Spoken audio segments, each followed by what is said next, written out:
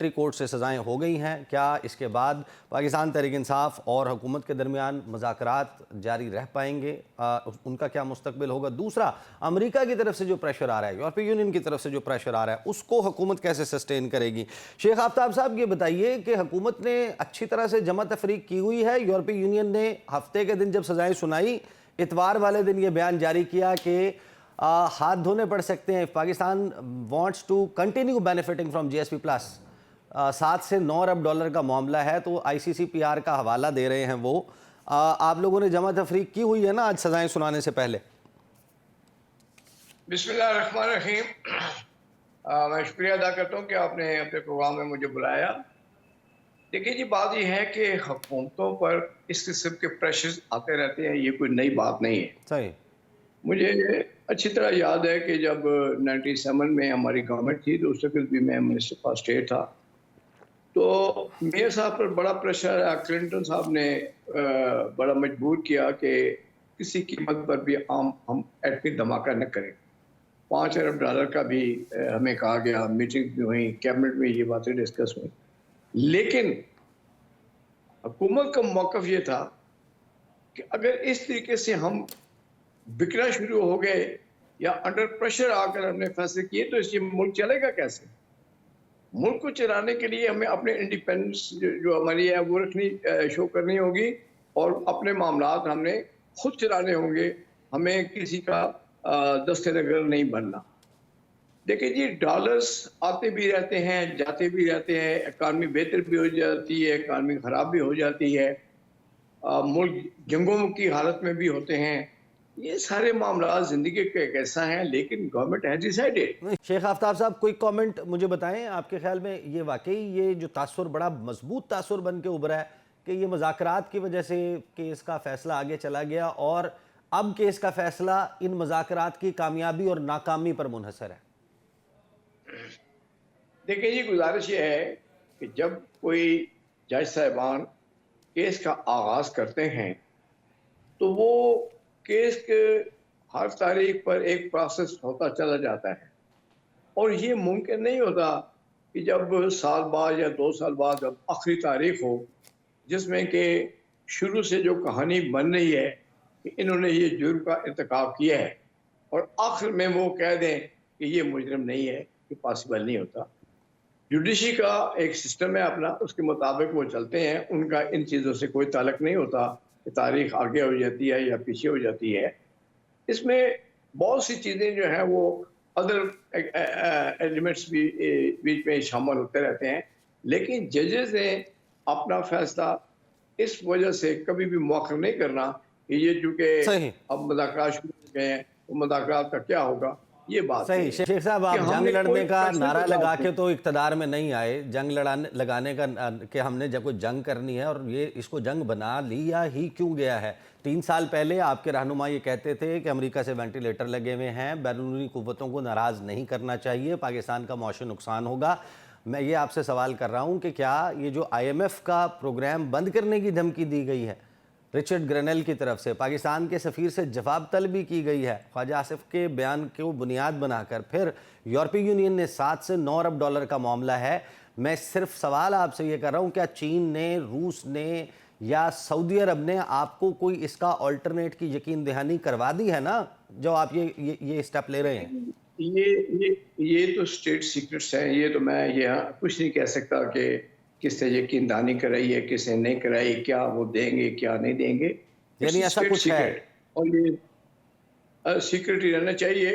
Bharat naturally جب آپ نام مت بتائیں، بالکل ٹھیک ہے، آپ نام مت بتائیں، یہ اسٹیٹ سیکرٹ ہوگا، لیکن آپ یہ کہہ رہے ہیں کہ کچھ ہے۔ دیکھیں بات یہ ہے کہ جب ایک راستہ بند ہوتا ہے تو پھر دوسرا راستہ کھلتا بھی تو ہے نا، یہ بھی تو ایک نیچرل پروسیس ہے نا۔ یہ تو نہیں ہوتا کہ ایک راستہ کسی نے بند کر دیا تو دوسرا راستہ ہی نہیں کھلے گا۔ کہنے کا مقصد یہ ہے کہ یہ معاملات دنیا کے چلتے رہتے ہیں، راستے بند بھی ہوتے ہیں، راستے کھل بھی جاتے ہیں، لیکن ہم کسی قیمت پر بھی پاکستان کی سالمیت پر اور یا پاکستان کو انڈر پریشر لا کر کوئی فیصلہ قبول کرنے کے لیے تیار نہیں۔ شیخ آفتاب صاحب، آپ نے جہانگیر جدون صاحب کی بات سنی، وہ کہہ رہے ہیں where is the rule of law, یہ سب کچھ کہاں ہے، چارج شیٹ کہاں ہے؟ اب اب یورپی یونین کہہ رہی ہے کہ وہ جو سزائیں سنائی گئی ہیں اس کا فیصلہ کہاں ہے؟ دیکھیں جی، بات یہ ہے کہ جہاں تک ان کے یہ جو لوگ گرفتار کیے گئے، ان کی ویڈیوز ہر گھر میں موجود ہے. ہر شخص نے ان کی ویڈیوز دیکھی ہے. جو لوگ دعوت دے رہے تھے کہ آئیں جی ایچ کیو کی طرف چلتے ہیں، آئیں گورنر ہاؤس کی طرف، کورٹ کمانڈر کی طرف چلتے ہیں، میاں والی کے ایئرپورٹ کی طرف چلتے ہیں، یہ تو ایک ویڈیوز ہر گھر میں موجود ہیں. اور ان کے یہ جو آج جن کو میں سمجھتا ہوں سزائیں دی جا رہی ہیں، یہ تو محفوظ ہے کیمرے کی آنکھ میں ان لوگوں کی ایکٹیویٹی جو انہوں نے کیا. باقی رہ گیا جہاں تک اس کے تعلق ہے وہ ملٹری کوڈ کے لیے، کیونکہ ان کا ڈائریکٹ جو ان کا جھگڑا تھا وہی آرمی کے ساتھ، انسٹیٹیوشن کے ساتھ تھا. انہی کے جو چیزوں کو تباہ کیا گیا، انہی کی شہیدوں کے جو مجسمے تھے انہیں توڑ پھوڑ کی گئی. تو کہنے کا مقصد یہ ہے جی کہ آخر انہوں نے کسی نے جرم تو کیا ہے نا. یہ تو نہیں ہوا کہ مجسمے جو ہیں وہ کھڑے کھڑے خود بخود پاش ہو گئے، یا در و دیوار جو گرا دیے گئے، آگ لگائی گئی، یہ خود بخود تو نہیں ہوئی. صحیح. اچھا شیخ صاحب آپ پارلیمانی جو ہے وہ وزیر بھی رہے ہیں، آپ نے چیف وپ کی غالباً ذمہ داریاں بھی سر انجام دی ہیں، اپوزیشن سے بات چیت کرنا، جو ایجنڈا ہے اس کے اوپر ان کے ساتھ گفت و شنید کرنا، مذاکراتی عمل. اب یہ جو مذاکراتی عمل شروع ہوا ہے تو پی ٹی آئی کا جو چارٹر آف ڈیمانڈز تھا اس میں تو دو ہی اہم معاملات تھے. ایک سیاسی قیدیوں کی رہائی تھی جو اور دوسرا معاملہ تھا کہ 9 مئی پر جوڈیشل کمیشن 26 نومبر پر بنا دیا جائے. تو یہ سزائیں ہونے کا مطلب یہ ہے کہ آپ نے ان کے ساتھ مذاکرات کے پروسیس کے دوران یہ فیصلے سنا کر ان مذاکرات کا فیٹ سیل کر دیا ہے، مقدر طے ہے، اب یہ مذاکرات کامیاب نہیں ہوں گے. دیکھیں جی، جہاں تک مذاکرات کا تعلق ہے وہ تو ہر وقت جاری و ساری رہتے بھی اور رہنے چاہیے بھی. دیکھیں رسول اکرم صلی اللہ علیہ وسلم کی زندگی کو بھی اگر آپ دیکھیں تو انہوں نے بھی تلوار کے ذریعے مسئلے کا حل نہیں بتایا. انہوں نے بھی ایک صلح کی طرف، ایک گفت و شنید کی طرف ہمیں ایک درس دیا ہے. کیونکہ آپ دیکھ لیں کہ جتنی بھی جنگیں ہوتی ہیں یا جتنے بھی معاملات خراب سے خراب تر ہوتے ہیں، بالآخر اکراس دی ٹیبل بیٹھ کر ہی ان کو حل کیا جاتا ہے. تو جرم کا جہاں تک تعلق ہے جی، وہ تو اگر سزا دی گئی ہے تو جو جرم تو سرزد ہو چکا ہے وہ تو ایک ماضی کی بات ہے.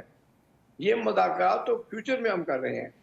اب 2 تاریخ ہے، 2 تاریخ کو جو ایجنڈا وہ لے کر آئیں گے پی ٹی آئی والے صاحبان، تو اس پر دونوں یعنی قیدیوں کی رہائی اور جو جوڈیشل کمیشن ہے، ان 2 معاملوں پر آپ نے تحریک انصاف کو کہہ دیا ایبسولوٹلی ناٹ.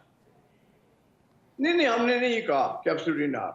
ہم یہ کہتے ہیں کہ دیکھیں ایک جرم ہوا ہے، وہ تو ہوا ہے، آخر اس کا کوئی فیصلہ تو ہونا ہے، لیکن فیوچر کے لیے کیا کرنا ہے اس پر بائمو گفت و شنید ہوگی. دونوں طرف سے اپنے اپنے جو ایجنڈے پیش کیے جائیں گے، اس پر دیکھا جائے گا کہ گورنمنٹ کو کیا ایکسیپٹیبل ہے.